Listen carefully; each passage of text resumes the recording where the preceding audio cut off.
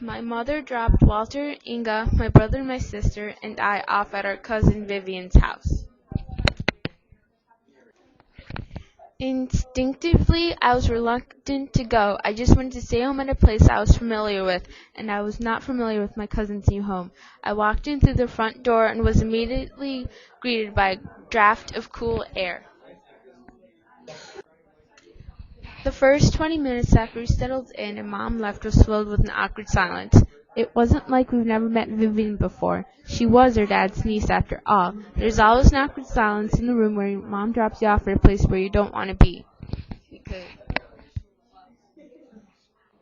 The next day after breakfast, I planted myself on the couch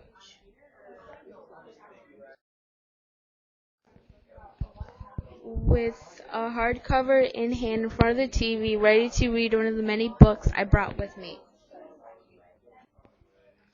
Out of the corner of my eye, I saw something white and shiny with wheels. Driven by curiosity, I got up and walked over to the other side of the room. To my delight, it was a roller skate. I dug through the shoe closet and quickly found the other roller skate. I put one foot after the other in the roller skates.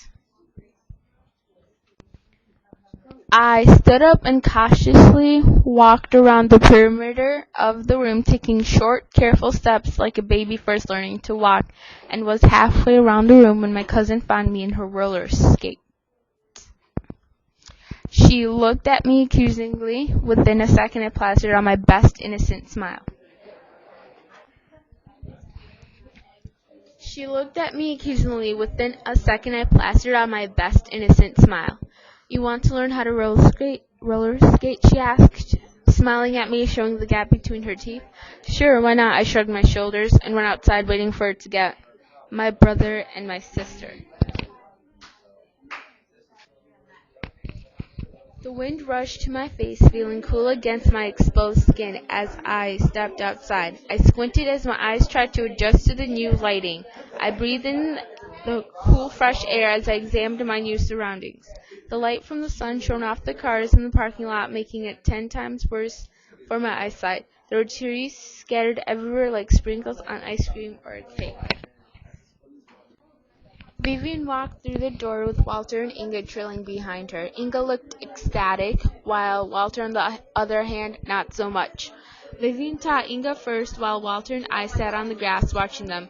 When it was my turn, I stood up, walked up to Vivian, and put on the pair of rollerblades.